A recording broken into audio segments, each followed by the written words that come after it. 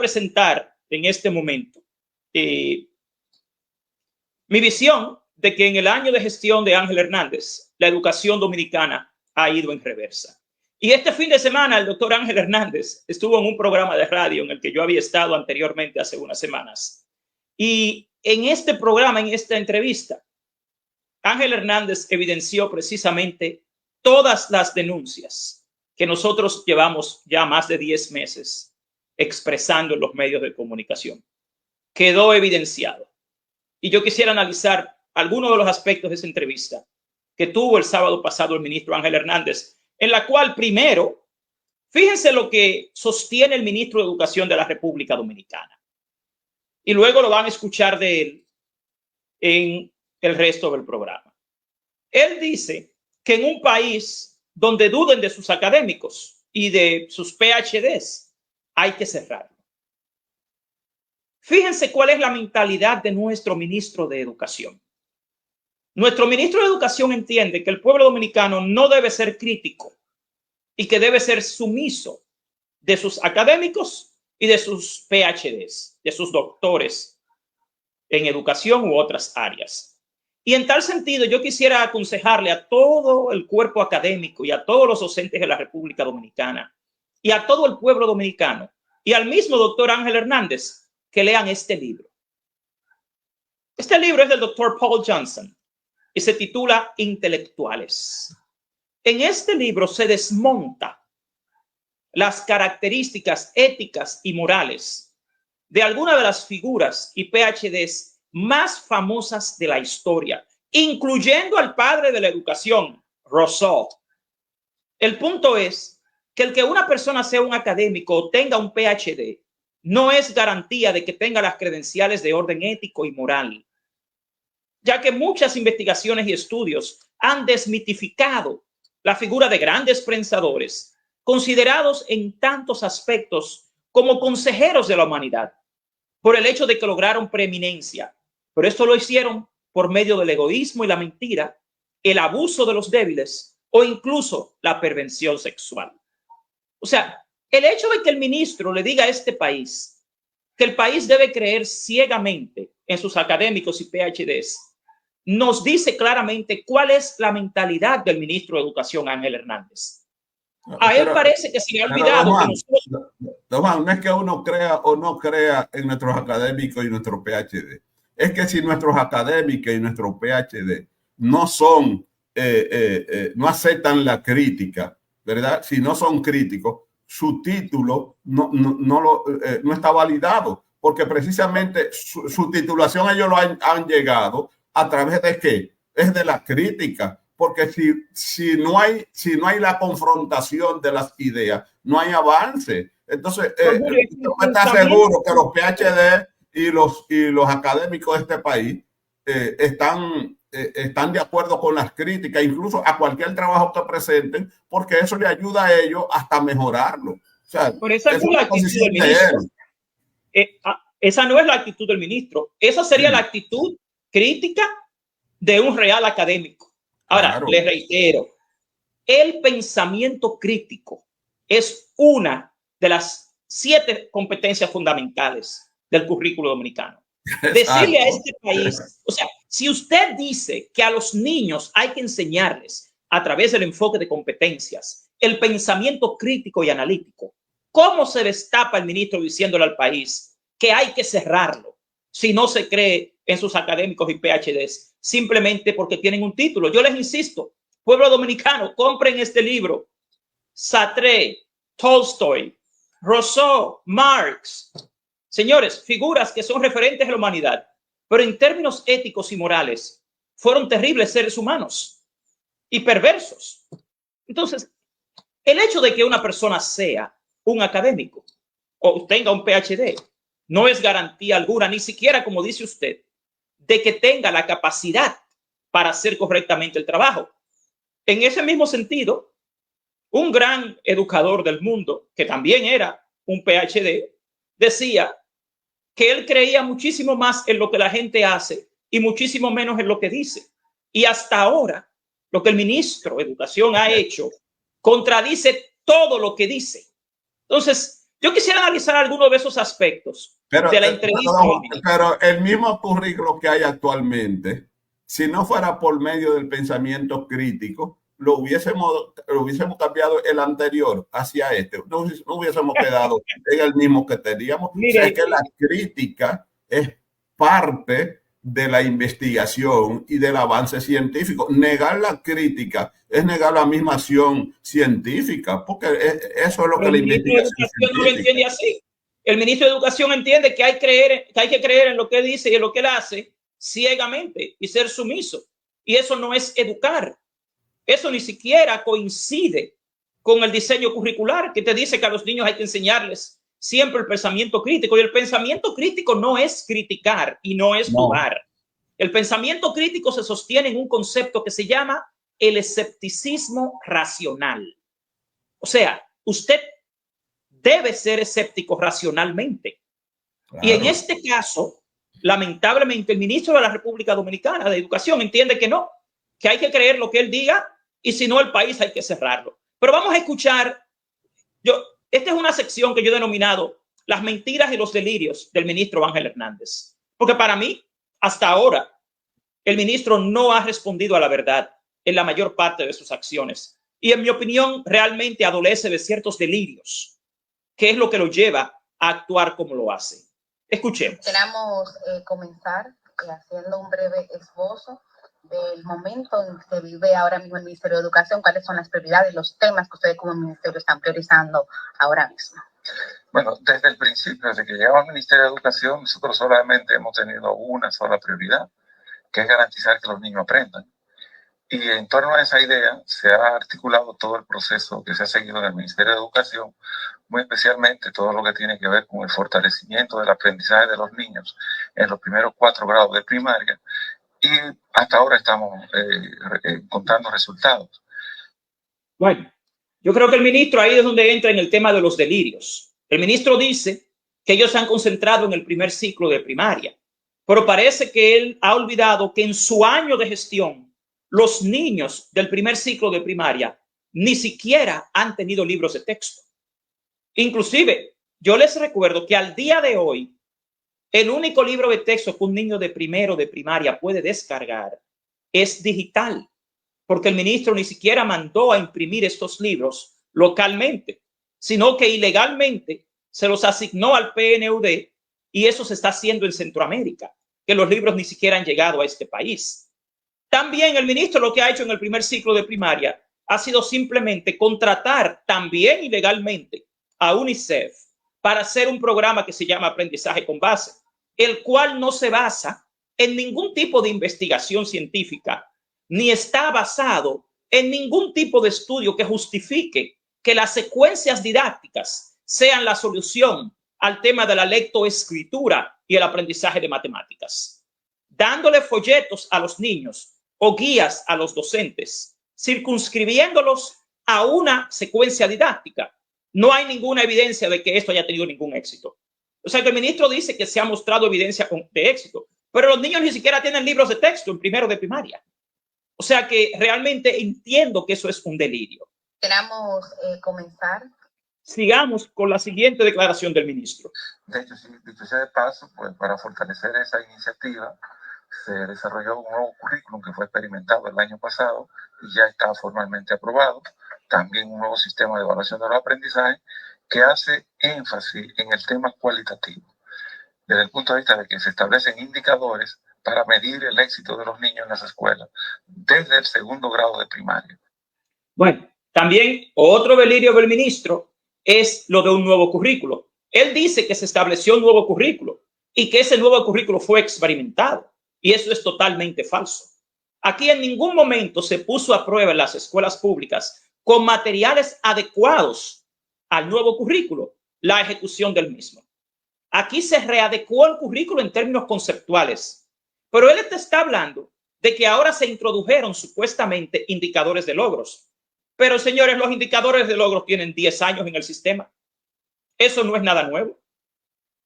O sea que yo creo que el ministro como que cree que la educación pública empezó a raíz de su puesto, a raíz de su designación como ministro, y está totalmente equivocado. De hecho, Fíjense cuál es el problema. Lamentablemente, ese nuevo currículo que el ministro dice que se ha diseñado tiene una seria falencia, una seria debilidad en el primer ciclo de primaria. Y es la categorización de las competencias que se ha hecho, que es totalmente errónea. Aquí, en el primer ciclo de primaria, trataron de fusionar 7 competencias en 3. Dejaron la competencia comunicativa, pero lamentablemente empezaron a diseñar competencias en base a la fusión de 3 de estas competencias fundamentales juntas. Dígase, trataron de poner juntas el pensamiento lógico, creativo y crítico, la resolución de problemas, ciencia y tecnología en un solo indicador. Y otro, a través de la competencia ética y ciudadana, personal y espiritual, ambiental y de la salud. ¿Y qué lograron? Esto que ustedes ven en pantalla. Competencias específicas que no tienen ningún sentido. Cuando usted trata, por ejemplo, de unir el pensamiento lógico, creativo y crítico con la resolución de problemas y la competencia científica y tecnológica, usted tiene algo como esto. Produce textos orales y escritos en demostración de razonamiento lógico sobre indagaciones en fuentes bibliográficas y o científicas sencillas que realiza para aportar soluciones a problemas familiares, estudiantiles, sociales y su divulgación a través de medios tecnológicos y de otros tipos. Aquí fusionaron 3 competencias fundamentales en una.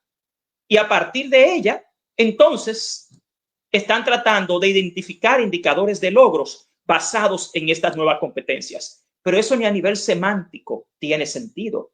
Y mucho menos poder identificarlo en el desempeño estudiantil.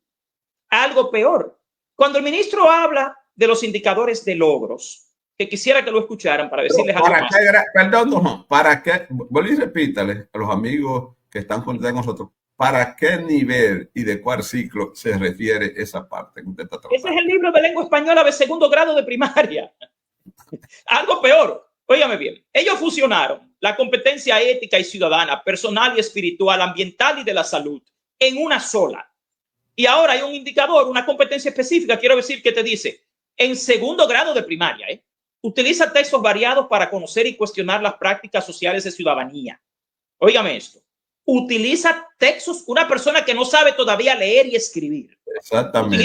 Utiliza textos variados para conocer y cuestionar las prácticas sociales de ciudadanía, con la finalidad de promover valores universales y humanísticos, así como la divulgación y promoción de situaciones de la salud y medio ambiente, mediante el uso de herramientas tecnológicas. Señores, esto es una burla.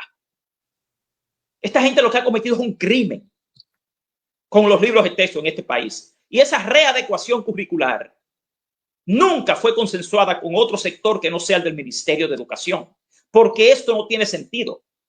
Yo no sé cuáles son los PhDs y los académicos que cometieron una barrabasada como esta.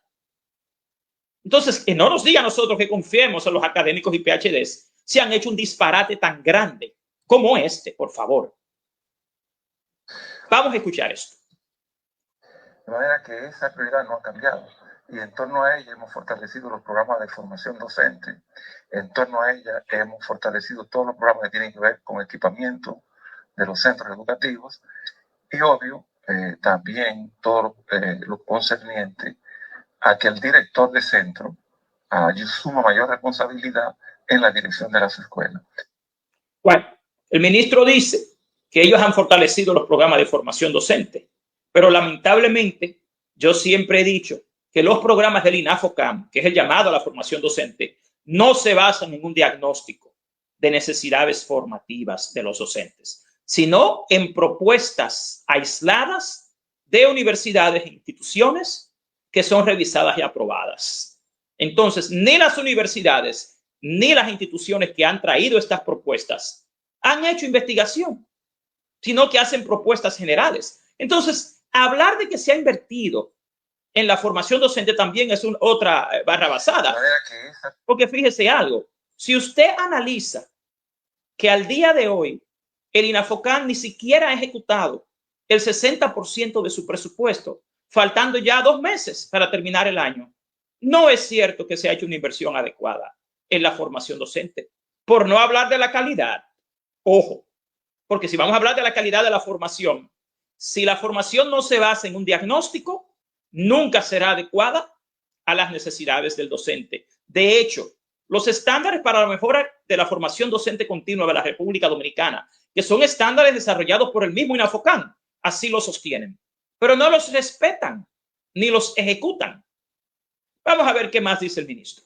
El currículum, ¿por qué no se ha tomado en cuenta introducir nuevamente al currículum la materia de moral y cívica? Segunda pregunta, con el tema de los profesores, que es algo que se critica mucho y como que uno como ciudadano no ve una respuesta clara al pasar del tiempo, ¿qué está haciendo el ministerio con referencia a la capacitación del profesorado en la República Dominicana? Y en tercer lugar, se la voy a dejar a mí, dice que Bueno, las dos preguntas son interesantes. Lo primero es que el tema de la educación cívica es parte del currículum. Es lo que llamamos un eje transversal. Formación integral. Es un programa que digamos, como un eje transversal, se desarrolla en todos los grados. En todos los grados. Pero está como materia. No, como asignatura no está. Como está contenido en diferentes como contenidos. Se trabajan muchísimos temas, por ejemplo, el tema de la vialidad. Buenísimo. El tema es un tema que se trabaja en el currículum. El tema de los derechos constitucionales es un tema que se trabaja en el currículum. El tema de la educación medioambiental es un tema que se trabaja en el currículum. El tema de la educación sexual es un tema que se trabaja en el currículum. Pero se trabajan a lo largo de la formación de los niños, haciendo énfasis en determinados momentos del proceso educativo, haciendo énfasis en determinados temas en función de la naturaleza de la asignatura. Bueno, yo soy uno de los que sostiene que la moral y cívica debe ser introducida nuevamente como una asignatura en particular en el sistema educativo dominicano, porque el tema de la transversalidad, en los 10 años que lleva la modificación curricular última que se hizo, realmente no se ha trabajado efectivamente en las escuelas del país. El Ministerio de Educación, esa es una de las áreas que hace muchos años debió haber empezado a trabajar. Porque fíjese de nuevo, si esta gente es capaz de malinterpretar la transversalidad y fusionar 3 competencias fundamentales en una, ni ellos mismos entienden el concepto de la transversalidad. Por otro lado, lamentablemente, el deterioro ético y moral que hay en la República Dominicana requiere de un enfoque mucho más intenso a nivel escolar. De hecho, en esta era se vive una crisis ética y moral, no solo en República Dominicana, y la moral y cívica debería prestársele a esta una atención especial, no de forma transversal, porque ni el ministro ni nadie tiene ninguna evidencia de que esta área se esté trabajando de forma transversal en las escuelas. ¿Ustedes como observatorio van a hacer esa propuesta? Nosotros sí. Entonces, continuemos escuchando al ministro cuando él te dice lo siguiente. El currículo. Y en relación a los docentes, actualmente se está haciendo una enorme inversión en formación de docentes. De hecho, en el verano solamente se capacitaron 123,000 docentes en lo que tiene que ver con el nuevo currículum y el sistema de evaluación de los aprendizajes. Y es una actividad que es permanente. Nosotros estamos trabajando con ese tema en forma recurrente y en forma permanente. Señores, el ministro entiende como un gran logro la capacitación de verano y él lo refiere como una gran inversión en capacitación docente, como que la jornada de verano es algo nuevo. Y peor, él dice, se capacitó a los docentes en el nuevo currículo, pero decirle a los docentes, haga esto y punto, no es una capacitación, porque los informes que tenemos en el observatorio educativo refieren que la jornada de verano fue un fracaso, que los entrenamientos que se daban ni siquiera explicaban bien por qué se habían reducido los indicadores de 32 a 9 y en qué consistía esa transversalidad que había fusionado las competencias fundamentales y las había llevado a 3 en el primer ciclo de primaria. O sea que yo no entiendo por qué él insiste en que se ha hecho una gran inversión también por lo siguiente. Mírenlo acá. El INAFOCAM tiene 3.183 millones asignados para la formación docente. Hasta la fecha de hoy, el INAFOCAM solo ha ejecutado 1.883 millones. O sea, en formación docente, solo se ha ejecutado un 59% del presupuesto que está asignado para esto. Y ya lo que faltan son pocos meses, 2 meses, para terminar el año fiscal. O sea que realmente no es cierto que se ha hecho una enorme inversión en formación docente. De hecho, hay una subejecución presupuestaria en formación docente de un 19%.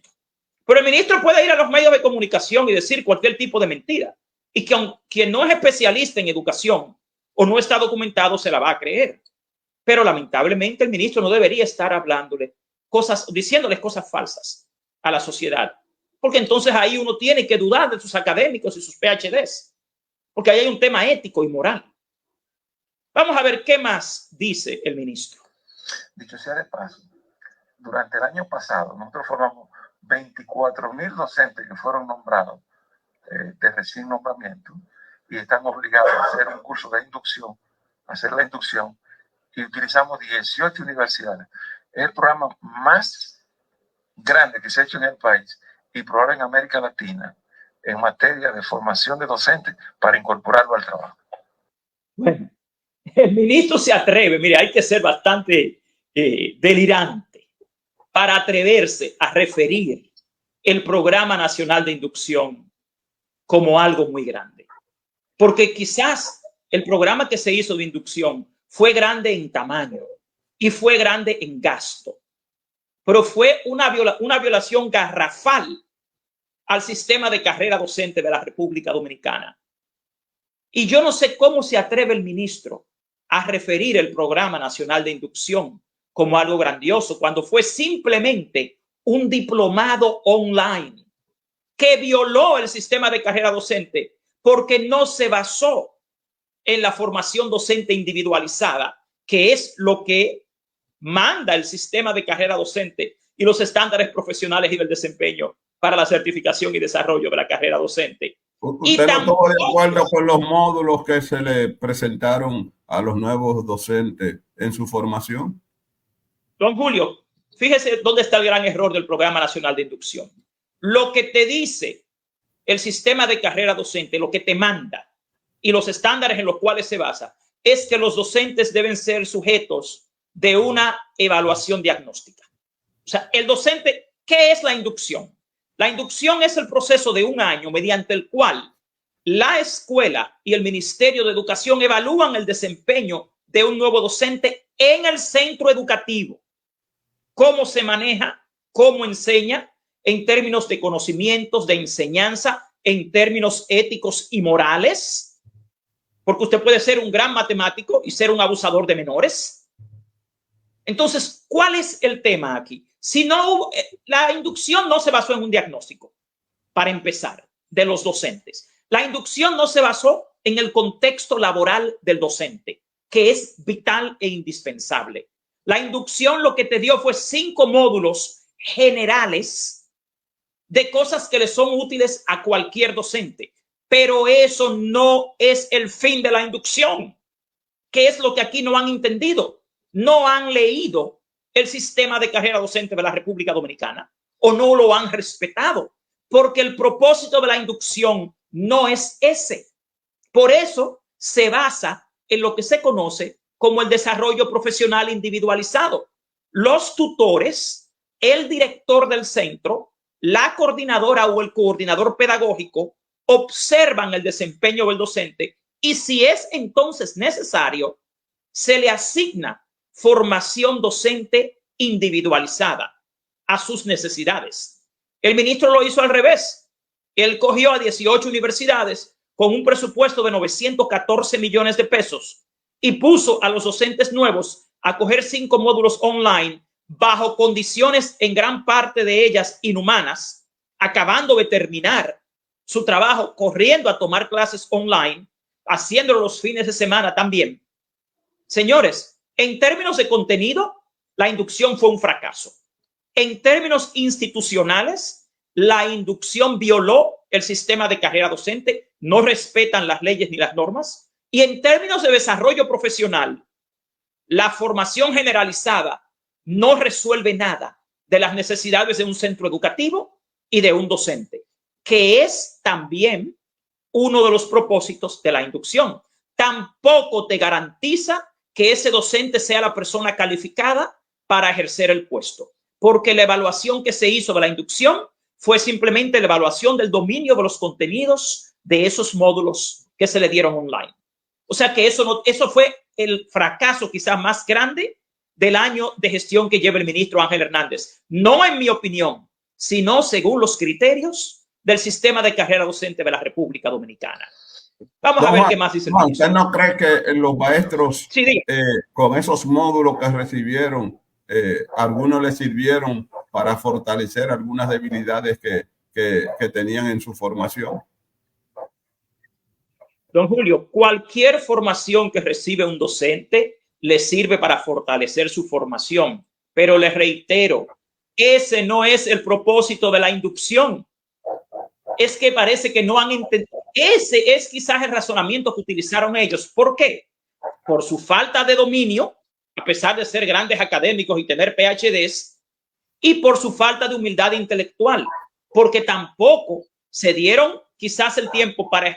Ellos no fueron ni siquiera, ellos no se acercaron a la ADP ni a nadie. El ministro, lo primero que debió haber hecho quizás fue haber consensuado con la clase docente.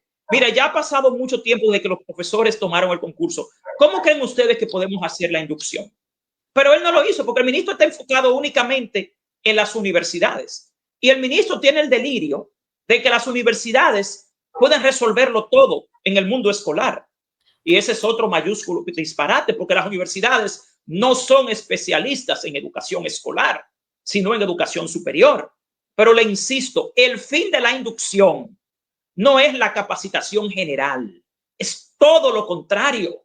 El fin de la inducción es la capacitación individual a las necesidades individuales de cada docente que llega a un nuevo centro escolar y a su evaluación continua durante un año, porque quizás un docente que pasa un año en una escuela a nivel conceptual y técnico puede ser muy buen docente, pero ya a nivel de responsabilidades profesionales, de trato y a nivel ético y moral puede no serlo. Y ese diplomado, por ejemplo, no te va a poder identificar las cualidades éticas, morales, de personalidad, de relaciones humanas de un docente. Y lo más difícil es usted, yo que soy director, lo más difícil es tener usted a una persona en su centro que no se relaciona bien con los estudiantes, que no se lleva bien con nadie, que tiene tendencias poco morales. Entonces eso lo identifica la inducción. Por eso la inducción se hace a nivel individual en los centros educativos y por eso se hace mediante la tutoría y por eso los directores de centros, los coordinadores pedagógicos están llamados a evaluar todas esas características que están indicadas en los estándares profesionales y del desempeño para la certificación y desarrollo de la carrera docente. Vamos a ver qué más dice el ministro acá. Hay una incursión de conocimiento sobre las ONG y hace alusión directa a participación ciudadana. Mi pregunta viene tanto propia como de las redes. ¿Es correcta esa orientación técnico-pedagógica en tan temprana edad? ¿En el libro nuevo? Sí, en tan temprana edad. Y la segunda, ministro, usted hablaba de los indicadores, pero la gestión curricular de esos indicadores, ¿cuál es la base? Digamos, o sea, ese método cualitativo, ¿qué le indica, digamos, de productividad al estudiante para poder avanzar? Te voy a poner un ejemplo. Por ejemplo, los niños teóricamente deben ser alfabetizados en los primeros 3 grados, alfabetizados correctamente. Bueno, en segundo, para pasar de segundo a tercero, se estableció como un indicador que los niños sepan leer y escribir correctamente. En segundo. Y en tercero, comprender la lectura, comprender lo que leen. Son 2 indicadores cualitativos. O sea, pueden pasar, pero vamos a preocuparnos de que en segundo los niños puedan evidenciar que saben leer y escribir bien. Bueno, ese es el problema con tener a una persona de ministro de Educación que no tiene experiencia en educación escolar. Señores, los indicadores del primer ciclo de primaria siempre han procurado identificar que los niños sepan leer y escribir bien. Parece que el ministro entiende que ahora, con la modificación que ellos han hecho al currículo, es que los niños van a tener indicadores, o los maestros van a tener indicadores que puedan identificar la lectoescritura. Y peor, esta gente ha reducido de 32 a 9 los indicadores del currículo. Y en algunas asignaturas de 20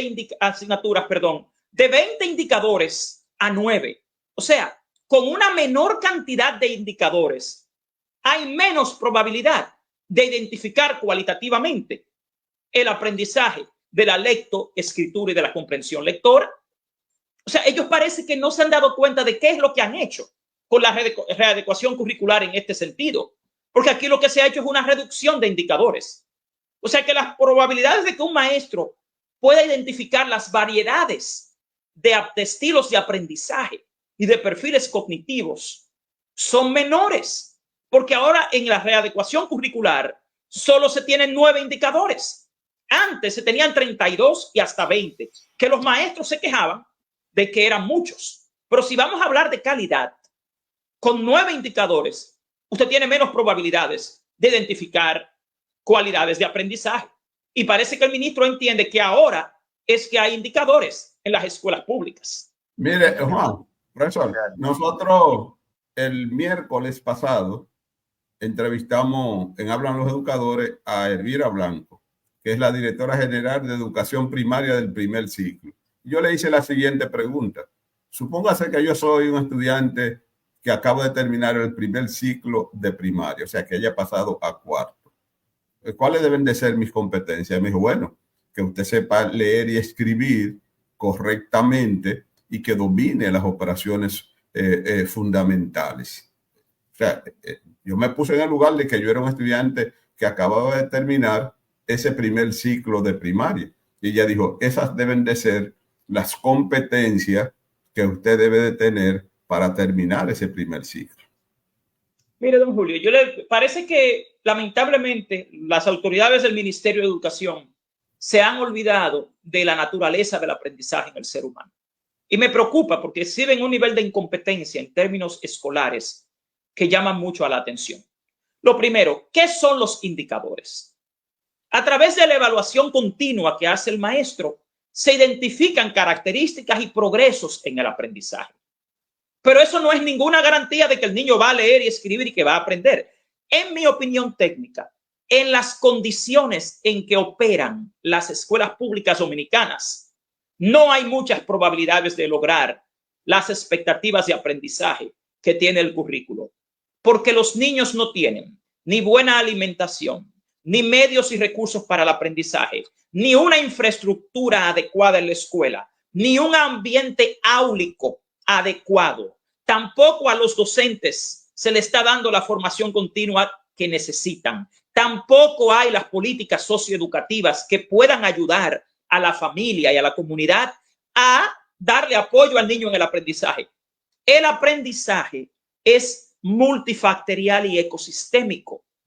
Y esta gente tiene el delirio de que lo que va a garantizar el aprendizaje es un nuevo currículo o nuevos indicadores o indicadores modificados. Y no, esos son simplemente propuestas curriculares, propuestas de evaluación que parten de condiciones ideales que no existen en las escuelas públicas dominicanas. A esta gente se le olvidó que el contexto es el factor más importante para garantizar el aprendizaje. Y ellos no han sido capaces de crear en las escuelas públicas un ambiente conducente al aprendizaje.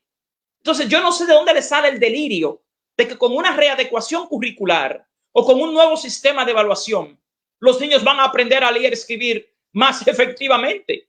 Eso es una barrabasada, eso es un disparate en términos académicos y de aprendizaje. O sea que el hecho de que aquí tengamos un nuevo currículo y nuevos indicadores son patrones, son referencias, pero esto solo es realizable en una escuela, en un ambiente de aprendizaje que tenga las condiciones ideales, que presume el currículo que existen. Y no es así, porque las escuelas públicas para las cuales se diseñó ese currículo no existen. El currículo, les reitero, parte de condiciones ideales. El currículo no ha tomado en cuenta las condiciones contextuales de los niños, de los docentes y de las escuelas públicas. ¿Por qué? Porque nunca se ha contextualizado el diseño curricular dominicano. ¿Por qué? Porque la readecuación curricular no incluyó intensivamente la opinión y la participación de la clase docente.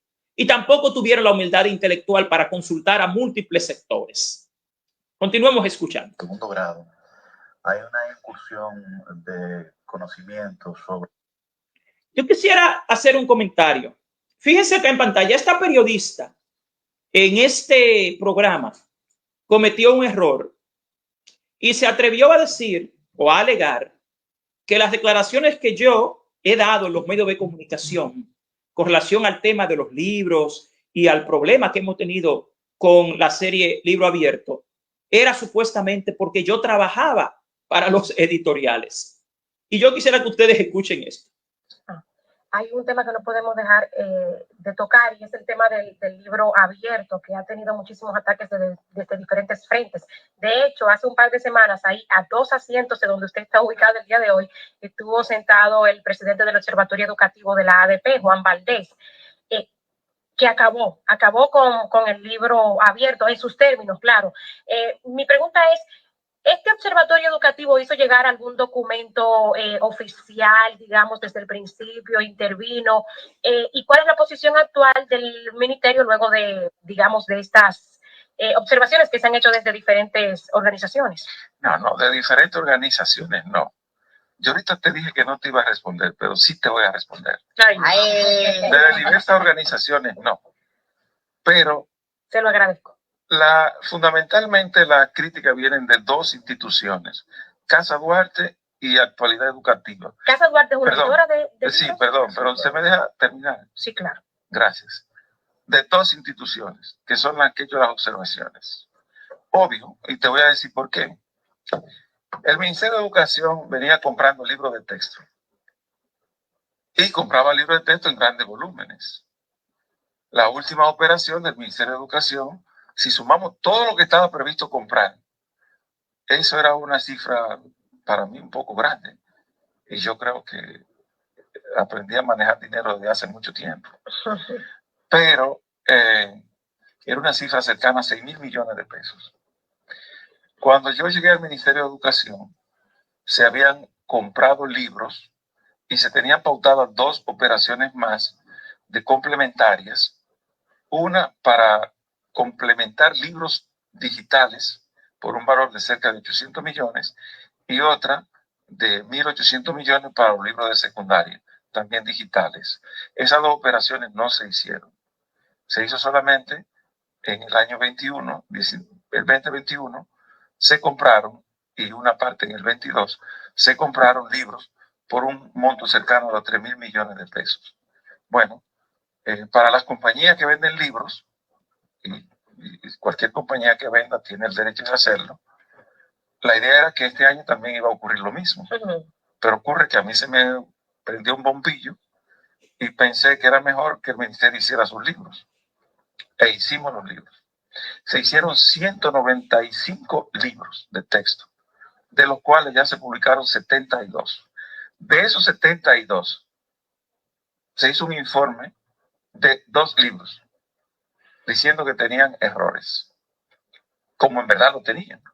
Pero desde el mismo momento en que lo publicaron, nosotros dijimos que se iban a corregir y se corrigieron. Bueno, miren, estas últimas declaraciones del ministro de Educación llaman mucho la atención. Porque primero él declara que cuando él llegó al ministerio, él encontró algunos de los costos de los libros, él lo analizó, dice, y que entonces él se lo encontró muy caro, que era muy grande el gasto. y según su criterio personal, él entendía que eso era mucho dinero. O sea que el ministro está manejando el Ministerio de Educación según su criterio personal, no según los criterios de la gestión y la administración pública, ni siguiendo ningún criterio institucional. Luego, el ministro dice que a él se le prendió un bombillo y que él decidió hacer los libros en el Ministerio de Educación él mismo. Y alega, mintiendo otra vez, que en los libros iban a gastar ese año cerca de 6.000 millones de pesos. Lo primero es que la administración pública, la gestión pública y la educación pública, el destino de los niños de este país, no se puede gestionar prendiéndole un bombillo al ministro. Cuando un minuto nos queda, don Juan. ¿Perdón? Un minuto nos queda. Entonces, esto no tiene sentido porque lo que él dice es falso.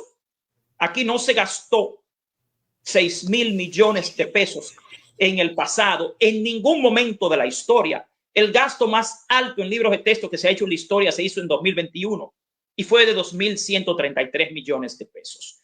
En esta última, el ministro admite públicamente que sus declaraciones sobre el ministerio haciendo sus propios libros es falso. Escuchen esto. Estamos llegando ya casi al fin. Perdón, permítame porque no tengo. Lo único que yo observaría, con el respeto que me merece, es que esos autores que usted ha mencionado, que son de renombre y de admiración de todos nosotros, son autores de información, no.